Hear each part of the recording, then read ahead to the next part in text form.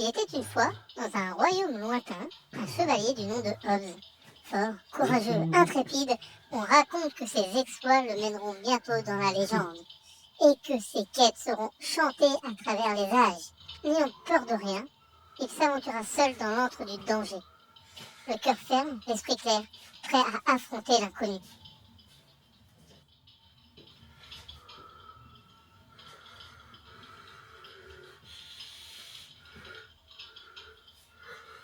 Ah bordel! Mais qu'est-ce que je fous là?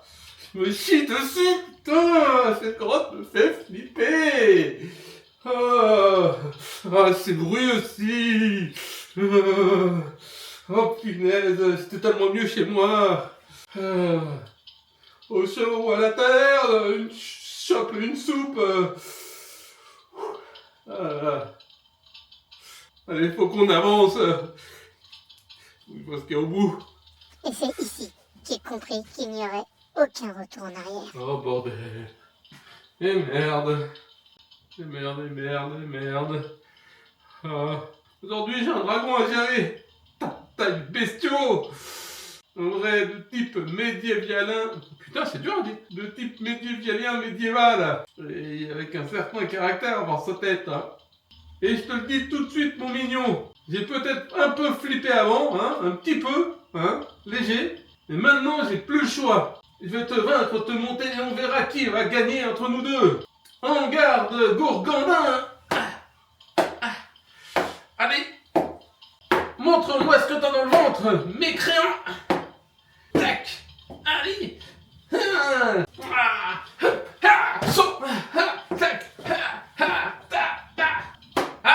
Ce combat risque de durer.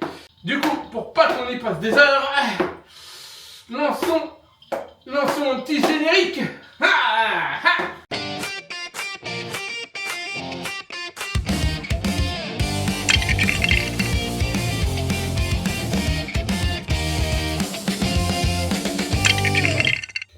Tiens, qu'est-ce que c'est? Un dragon? Oh, noble Hobbs, voici le dragon vaincu par un grand chevalier. Fort, courageux, intrépide.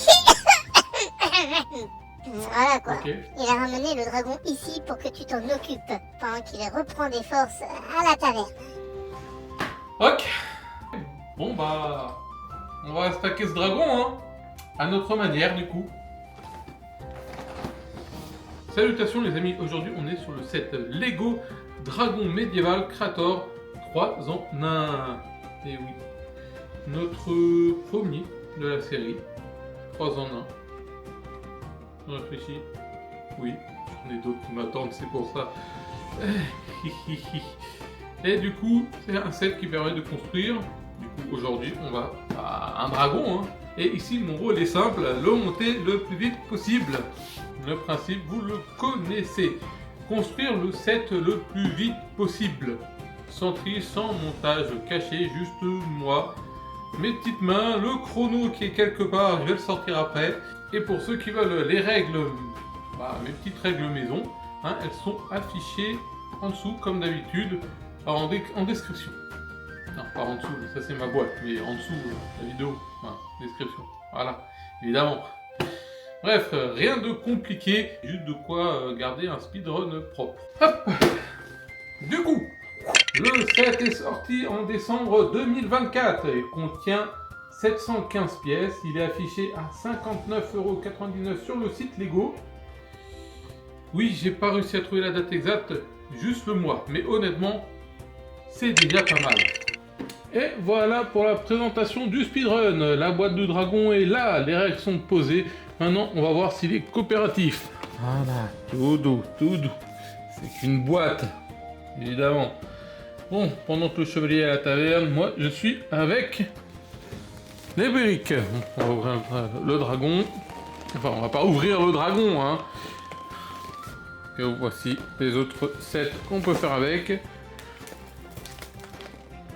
oui, chacun son combat. On a des briques, le chevalier et la taverne, évidemment. Tu parles d'un combat. Hop. Du coup, On ouvre la boîte, évidemment. On a les... La vache, le dragon, il est plus épais. La vache, dragon, et voilà. Donc, il y a toujours les 3 construits possibles. Voilà, la boîte, elle est vide. Hop, je la mets là pour pas gêner. Du coup, on a combien de sachets? Le 1 est là. Le 2, 3, 4 et le 5 qui m'a l'air bien grand. Je vais mettre de côté.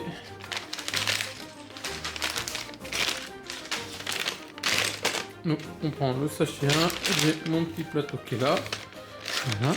Alors, ouais, pas besoin de ciseaux. Ça s'ouvre assez facilement. Et juste comme c'est pas transparent, toujours vérifier qu'il n'y ait pas une brique qui reste dans le sachet.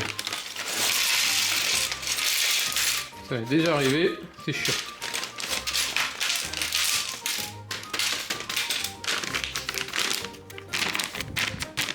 Je regarde par rapport à la lumière, hop, j'en vois pas. C'est tout bon. Là. Petite briquette, ça au cas où, toujours utile.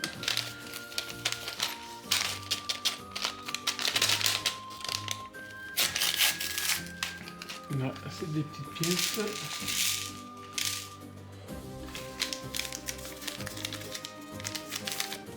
Ah, c'est bon. Du coup, catalogue. Hop. Enfin, la notice. Du coup, la notice, elle est là. Je l'ouvre. Hop, je mets en position. Voilà, il est près de moi. Alors, tac. Le chrono est prêt. Je suis prêt. Tout le monde est prêt. Vu qu'on est tous prêts. Ouf. Allez, on y va. 3, 2, 1. Go.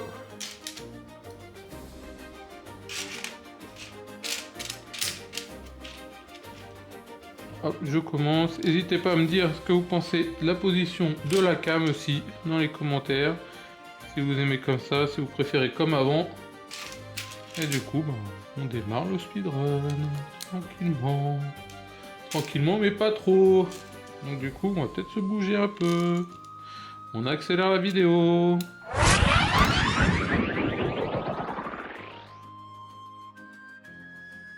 Bon, aujourd'hui on ne va pas parler d'un animal réel, ni d'un objet ayant réellement existé. Parce que le dragon est une créature légendaire. Donc, il n'existe pas, enfin, normalement. Du coup, difficile de vous expliquer son comportement naturel, son alimentation ou encore son habitat. Alors aujourd'hui, on va faire un peu différemment. On va explorer quelque chose d'encore plus fascinant. Et partir à la découverte de l'histoire des dragons à travers des légendes, les mythologies et les récits qui ont traversé les siècles. Contrairement à ce que l'on pourrait croire, les dragons ne sont pas nés au Moyen-Âge. Depuis plus de 4000 ans, de nombreuses civilisations racontent déjà des histoires de créatures ressemblant à des dragons. En Mésopotamie, on retrouve le Mushushu, une créature écailleuse souvent considérée comme l'un des ancêtres des dragons mythologiques. En Chine, des dragons de jade sculptés datant de plusieurs millénaires avant notre ère ont été découverts par des archéologues. Plus tard, les Grecs utilisent le mot dracon qui désigne alors un grand serpent ou un monstre reptilien. À cette époque, les frontières entre serpents géants et dragons est souvent très floues. Au fil des siècles, les récits évoluent et se mélangent. Mais c'est surtout entre le 11e et 13e siècle que se fixe progressivement l'image du dragon médiéval que nous connaissons aujourd'hui. Un immense reptile ailé, couvert d'écailles, vivant dans une grotte, gardant un trésor et attendant qu'un chevalier vienne prendre de très mauvaises décisions. À l'époque, les dragons n'étaient pas toujours considérés comme de simples créatures imaginaires. Certains pensaient même que de tels monstres pouvaient exister dans les régions encore inexplorées du monde. On les retrouve d'ailleurs dans plusieurs bestiaires médiévaux, des ouvrages qui mélangeaient animaux réels et créatures légendaires. Et s'ils gardent souvent un trésor dans les légendes, ce n'est pas un hasard. L'or représente la richesse, le pouvoir, tandis que le dragon devient le gardien ultime que seul un véritable héros peut espérer vaincre. Quand on parle de dragon, on imagine souvent tous la même créature. Pourtant, il existe de très nombreuses variantes à travers le monde. Le dragon européen est probablement le plus connu. 4 pattes, 2 ailes, un souffle de feu et généralement un très mauvais caractère. Mais ailleurs dans le monde, les dragons peuvent être très différents. Les dragons asiatiques, par exemple, ressemblent davantage à d'immenses serpents et sont souvent associés à la sagesse ou à la chance. Il existe également des cousins plus spécialisés comme le wyvern, qui ne possède que 2 pattes, le drake, qui n'a généralement pas d'ailes, ou encore l'hydre, célèbre pour ses nombreuses têtes. Certains dragons vivent dans les montagnes, d'autres dans les océans, certains crachent du feu, d'autres contrôlent les tempêtes ou les éléments, et contrairement à ce que l'on pourrait croire, tous les dragons ne sont pas forcément méchants. Et voilà 10 minutes de construction. Dans plusieurs cultures, ils sont même vus comme des protecteurs ou des symboles de sagesse.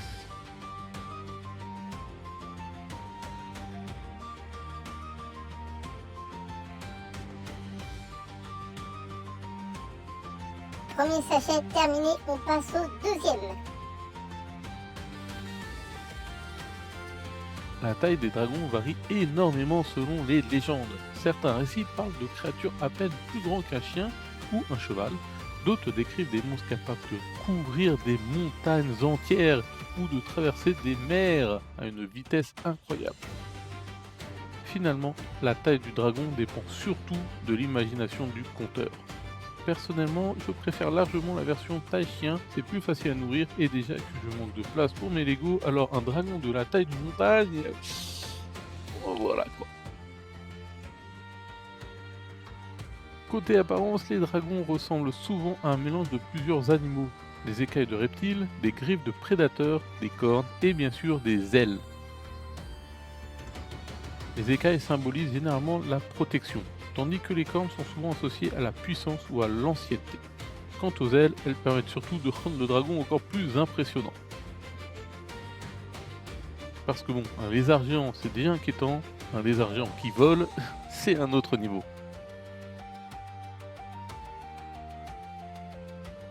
Et même si les dragons vivent souvent dans les grottes, ce n'est pas seulement pour être tranquille. Dans les légendes, la grotte protège souvent un trésor ou un secret précieux. Le dragon devient alors le gardien ultime qu'un héros devra affronter pour atteindre sa récompense.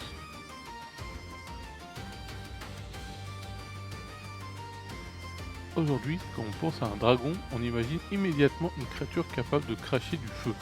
Pourtant, les premiers dragons des mythologies anciennes ne possédaient pas forcément cette capacité. À l'origine, ils étaient surtout décrits comme d'immenses serpents ou des monstres associés au chaos. C'est progressivement au Moyen-Âge que le souffle de feu devient l'une des caractéristiques les plus célèbres du dragon européen. Et il faut reconnaître qu'un dragon capable d'incendier un village entier est généralement plus convaincant qu'un dragon qui souffle simplement très fort. Mais tous les dragons ne crachent pas du feu. Selon les légendes ou les œuvres modernes, certains contrôlent la glace, le poison, les tempêtes ou même l'eau. Le feu reste cependant le pouvoir le plus emblématique car il symbolise la destruction, la puissance et le chaos. En résumé, si votre dragon commence à souffler des flammes, c'est généralement mauvais signe. Petite anecdote Lego, les dragons sont présents chez Lego depuis plus de 30 ans. Eh oui déjà, ils apparaissent dès les années 90 dans la gamme Castle, ouais château quoi. Et depuis, ils ont envahi un peu tous les univers Lego. Des petits dragons, des gros dragons, des dragons gentils, des dragons méchants, bref. 20 minutes de passé. Dans les légendes médiévales, le dragon n'est pas seulement un monstre géant, c'est l'adversaire ultime du héros, et c'est notamment pour cette raison que les chevaliers affrontent si souvent des dragons. Parce qu'entre nous, vaincre un brigand c'est bien, hein, mais vaincre un dragon, ça impressionne beaucoup plus les habitants du royaume. Le dragon devient alors ce que l'on appellerait aujourd'hui un boss final. Il protège parfois un trésor, comme on l'a dit, menace un royaume ou enlève une princesse. Mais son rôle reste généralement le même. tester le courage du héros. Si les dragons existent dans autant de cultures depuis plusieurs milliers d'années, ce n'est probablement pas un hasard. Ils réunissent tout ce que l'être humain trouve impressionnant. Comme on l'a déjà dit, la puissance, évidemment, il y a aussi le mystère, la liberté et parfois même la magie. En quelque sorte, c'est un mélange de plusieurs animaux déjà redoutables, mais en beaucoup plus gros. Et au fil des siècles, les dragons ont également évolué avec les histoires. Aujourd'hui, ils peuvent être des ennemis, des alliés, des protecteurs ou même les héros de leur propre récit. C'est probablement pour cette raison qu'ils sont encore aussi populaires. Les dragons ont traversé les siècles sans jamais vraiment disparaître. Et ils sont devenus l'un des symboles les plus reconnaissables de la fantasy moderne. Bon, petit fun fact évidemment, tous les dragons que vous avez vus dans les films ou les jeux vidéo ne sont pas forcément des dragons. Comme on l'a dit en début, selon certaines classifications, un dragon possède 4 pattes et 2 ailes. Un wyvern, lui, possède seulement 2 pattes, ses ailes servent également de bras. Ce qui veut dire que beaucoup de créatures que l'on appelle aujourd'hui des dragons sont techniquement des wyverns. Mais rassurez-vous, dans la plupart des œuvres modernes, tout le monde continue de les appeler des dragons. C'est plus simple. Ah, et dernière chose du coup, dans Skyrim, ce sont techniquement des wyverns, et donc pas des vrais dragons. Lego aime vraiment les dragons, mais on en reparlera plus tard. Voilà, je pose l'information sur la table, je vous laisse régler ça entre vous, hein, et je viens probablement de me faire détester par les fans de Skyrim. Deuxième sachet terminé, c'est au tour du numéro 3. Au fil des siècles, certains dragons sont devenus particulièrement célèbres dans les légendes européennes. Parmi eux, on retrouve notamment Fafnir, issu de la mythologie nordique. Ce qui est intéressant avec lui, c'est qu'il n'est pas né dragon. À l'origine, Fafnir était un nain. Mais après avoir été corrompu par sa cupidité et son désir de posséder un immense trésor, il finit par se transformer en dragon afin de le protéger. Comme quoi, garder trop longtemps son argent sous le matelas peut avoir des effets secondaires inattendus. On retrouve également le dragon de Saint-Georges, probablement l'un des dragons les plus célèbres du Moyen-Âge. Selon la légende, une terrible créature terrorisait une ville entière. Pour l'apaiser, les habitants lui offraient régulièrement des sacrifices, jusqu'au jour où Saint-Georges affronta le dragon pour sauver la région. Cette histoire contribuera fortement à populariser l'image du chevalier affrontant un dragon pour sauver une princesse ou un royaume. Et voilà la 30e minute. Mais les dragons ne vivent pas seulement dans les légendes nordiques ou anglaises. La France possède également ses propres créatures draconiques. Et oui, même nous, en Dordogne par exemple, on raconte la légende du Coulobre. Une immense créature capable de se déplacer dans l'eau, sur terre et même dans les airs. La bête terrorisait les habitants de la région depuis sa grotte surplombant la vallée, jusqu'à ce qu'un héros local, Saint-Front, finisse par la vaincre ou la chasser selon les versions de la légende. Ce qui est fascinant, c'est que l'on retrouve finalement les mêmes éléments dans beaucoup de récits. Un dragon, un territoire menacé, un héros et une grande aventure. Des histoires parfois vieilles de plusieurs siècles qui continuent encore aujourd'hui d'inspirer les livres, les films et les jeux vidéo. Tiens, d'ailleurs, on va parler de ce sujet. Du coup, parlons aux dragons modernes. Dans les légendes médiévales, ils étaient souvent de simples monstres à vaincre. Mais les œuvres modernes leur ont donné beaucoup plus de profondeur. Aujourd'hui, certains dragons parlent, réfléchissent, possèdent leur propre culture et deviennent parfois des personnages aussi importants que les héros eux-mêmes. On retrouve ainsi de nombreux dragons célèbres dans le cinéma, les jeux vidéo ou encore les univers fantastiques. Par exemple, Smaug dans le Hobbit, Croque-Mou dans Dragon, ou encore les dragons de Game of Thrones. Du côté des jeux vidéo, difficile de ne pas penser à Skyrim, où les dragons occupent une place centrale dans l'univers du jeu.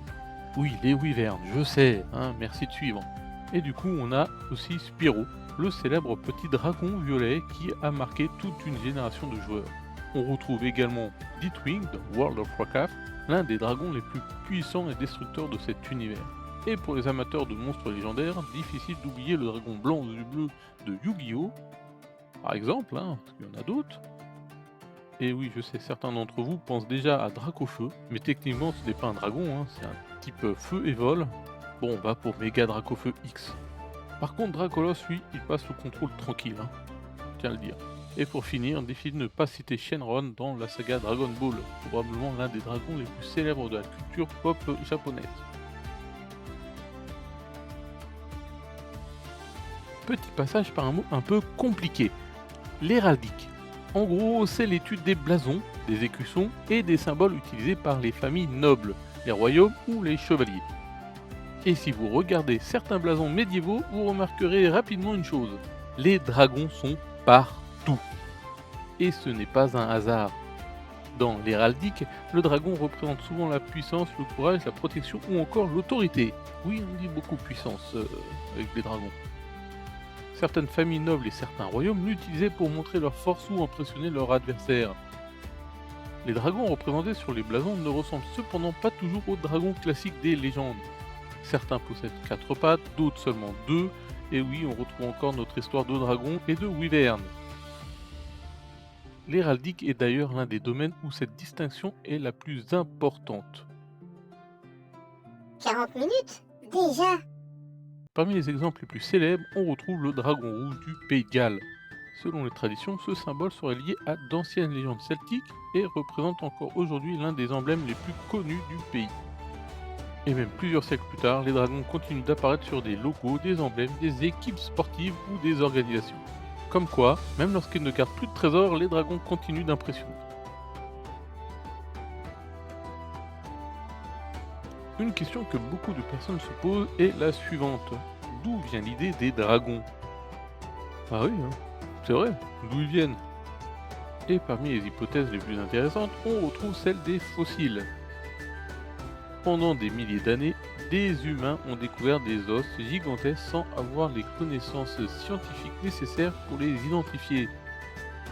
Face à un immense crâne ou à des os de plusieurs mètres de long, il était parfois plus simple d'imaginer un monstre ou un dragon que de comprendre qu'il s'agissait d'un animal disparu. 4e sachet, quand le 3e sachet, terminé. Certains chercheurs pensent ainsi que la découverte de fossiles de dinosaures ou d'autres grands animaux préhistoriques a pu contribuer à l'apparition de certaines légendes. Attention cependant, il ne s'agit pas d'une certitude, c'est une hypothèse parmi plusieurs, évidemment. D'autres animaux bien réels ont également pu influencer les récits.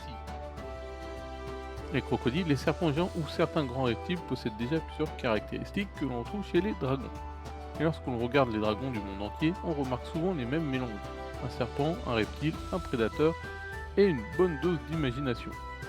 Ce qui expliquerait pourquoi presque toutes les cultures possèdent une créature ressemblant de près ou de loin à un dragon. Et je ne vais pas vous mentir, mais si je vivais au Moyen-Âge et que je tombais sur un crâne de T-Rex sans aucune explication, je pense que moi aussi j'aurais voté pour l'hypothèse du dragon.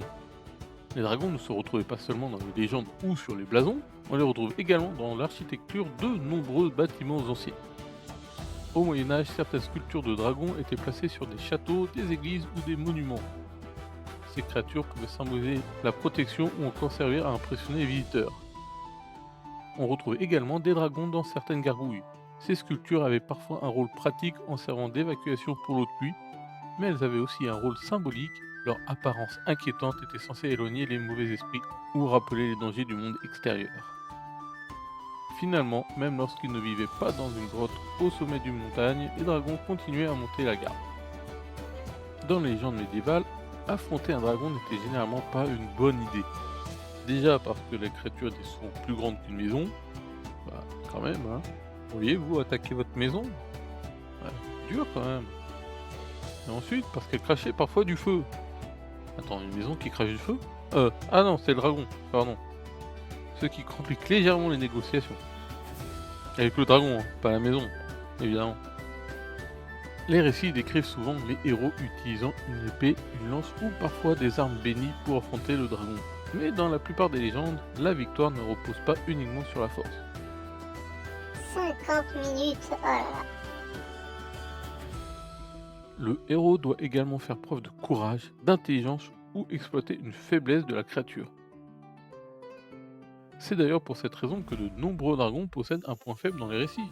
Une écaille manquante, une partie vulnérable, ou un endroit précis où porter le coup décisif. Cela permet de montrer que même le plus puissant des monstres n'est pas invincible. Et si le héros affronte souvent le dragon seul, c'est avant tout parce que les légendes aiment mettre en avant l'exploit individuel. Vaincre un dragon à 10 contre 1, ouais, c'est impressionnant, hein. Mais vaincre un dragon seul, ça garantit pratiquement une place dans les livres d'histoire. Bon, dans mon cas, je vais déjà essayer de finir de la construction sans perdre une pièce.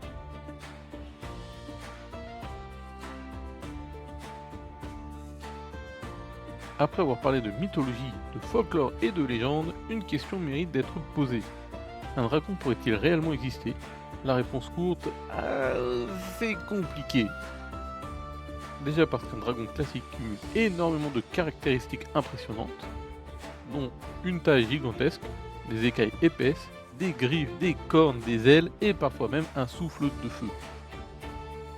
Le premier problème serait probablement le vol. Plus un animal est lourd, plus il devient difficile de le maintenir dans les airs.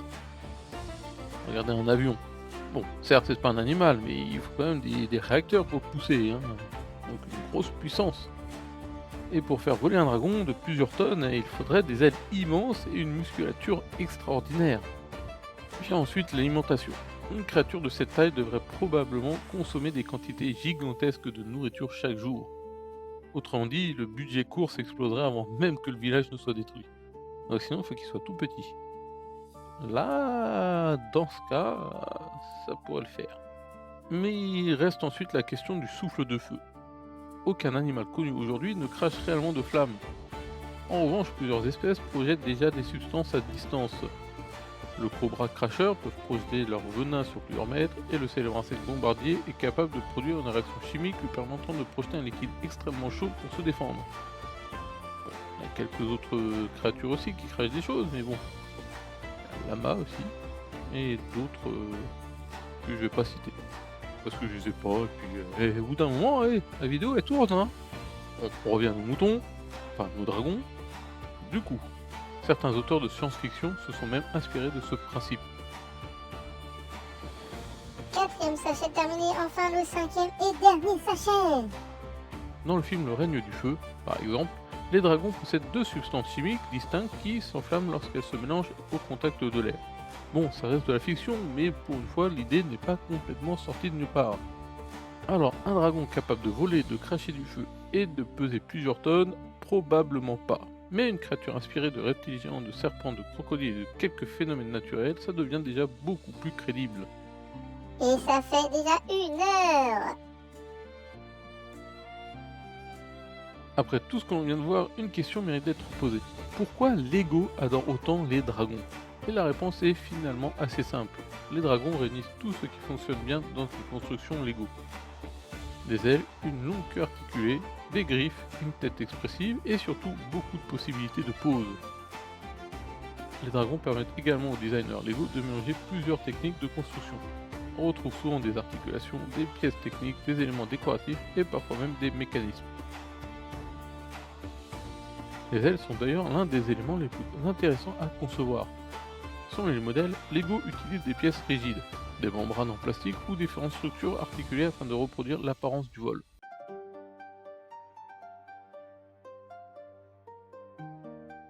Les dragons sont également devenus incontournables dans l'univers fantasy. Ils peuvent être des gardiens, des montures, des ennemis, ou même les véritables héros d'une aventure. En résumé, si vous demandez à un designer Lego de créer une créature imaginaire, il y a de fortes chances qu'un dragon apparaisse tôt ou tard. Et au fil des années, Lego a produit des dizaines de dragons différents, notamment dans les gammes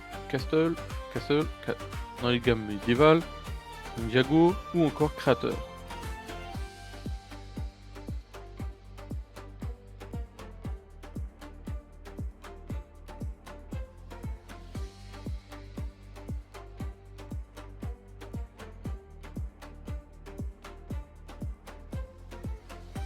Bon, après toutes ces recherches, certaines questions restent malheureusement sans réponse.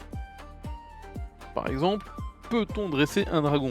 Parce que si oui, ça réglerait quand même beaucoup de problèmes de transport. Autre question importante, combien coûterait l'assurance d'un dragon? Parce que je pense que dès la première case, risque d'incendie, la prime augmente légèrement, ou énormément même. Autre mystère, qui nettoie la grotte du dragon? Parce qu'après plusieurs siècles passés à accumuler des trésors et à bouffer des vaches et tout, doit commencer à faire beaucoup de poussière et... Vous voyez quoi, hein. Et enfin, comment transporte-t-il son trésor? Parce qu'entre les coffres, les pièces d'or, les bijoux, les armures magiques, à un moment donné, il faut bien une logistique. À moins qu'il y ait une poche secrète. Et je ne vous parle même pas des frais de nourriture, des soins vétérinaires ou des problèmes du quotidien. Genre, bonjour, j'ai un dragon depuis quelques années et j'aimerais prendre un chien ou un chat, est-ce qu'ils vont bien s'entendre? Ou encore, un dragon peut-il avoir des puces? Parce que là, on ne parle plus d'un traitement antiparasitaire, hein. On parle probablement d'une invasion de la région, hein. Bref, c'est quand même compliqué un dragon. Puis imaginez la tête du veto. Bonjour docteur, mon dragon refuse de manger ses chefs depuis 3 jours. Et il met le feu au canapé quand il éternue. Ouais, ça coûte cher en canapé. Après plusieurs milliers d'années d'histoire, une chose est sûre, les dragons continuent de nous faire rêver. Mais je me demande toujours qui nettoie les grottes.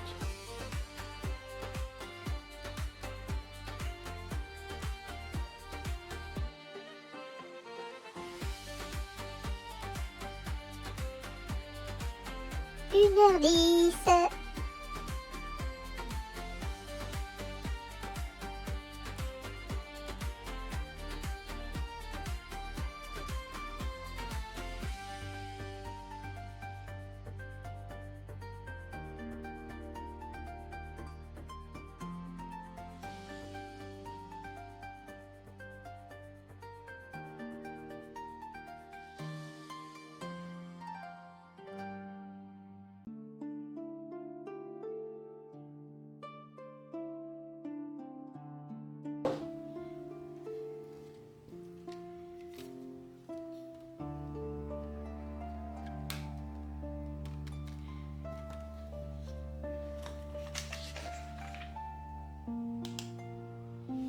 Et voilà, j'ai mis les dernières pièces. Ouf. Bon, allez, on se retrouve tout de suite. Tadam, et voilà, du coup le speedrun est réalisé en un temps de... Oui, j'oublie ce que j'ai fait, évidemment. 1h18 et 52 secondes. Voilà, pour cette petite bête là, hein, ça va, elle mord pas. C'était le dragon 3 en 1. Franchement, je le trouve sympa. Pour un dragon.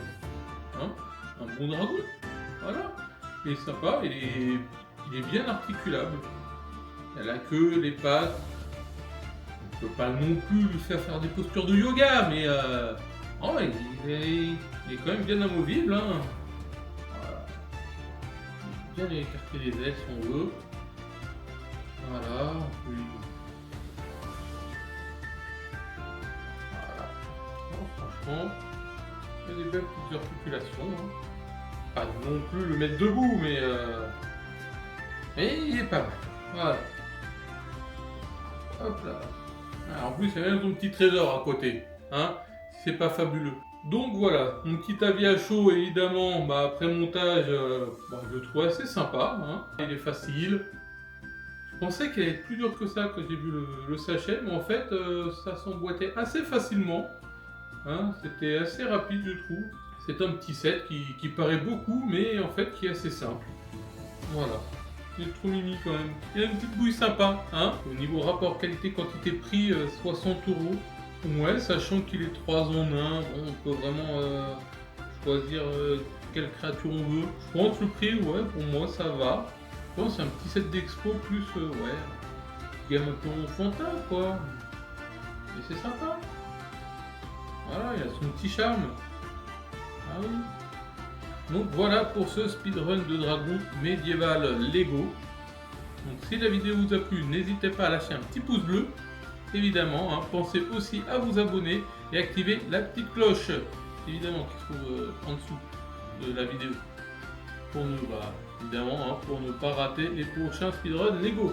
Parce que l'histoire n'est pas encore terminée les amis. Hein.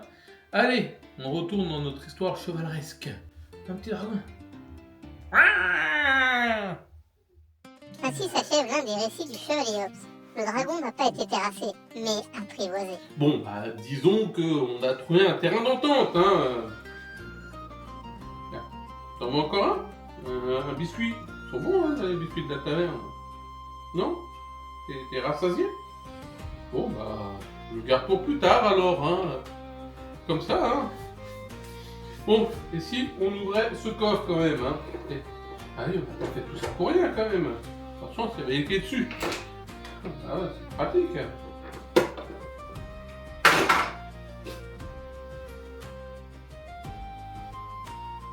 Bah, c'est trésor, c'est un parchemin. Regarde depuis quand ce trésor, ça. Parchemin.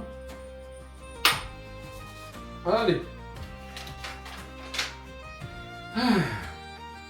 Oyez, oyez. Ah, ça me rappelle quelque chose. Par ordre du roi, une nouvelle quête est annoncée. Évidemment. Hein. Évidemment. Une créature redoutable menace le royaume. Encore. Ton frère? Sérieux? Ta soeur? Je sais pas comment ça se passe chez les dragons. Hein. Ah là là, perso. Fatigant tout ça. Une grande récompense attend celui qui saura l'affronter. Ah, là c'est intéressant. Hein. J'espère que c'est pas un autre parchemin. Hein. Parce que là je me fais avoir quand même dans l'histoire. Bon. Qu'est-ce qu'on fait les gars? Qu'est-ce que... Oh non! Oh non! Oh non, non, non! Ça sent le chaud là et ça sent le brûler! Ah, c'est quoi cette histoire encore? Ah là là, sur ce, les amis, moi, le grand, l'incroyable chevalier Hobbs ainsi que mon écuyer Mini Hobbs, notre nouvel ami, on va partir pour une retraite stratégique. Ou quoi que toi tu gardes, hein. Tu le retiens et moi je vais faire une retraite stratégique. Allez, bye!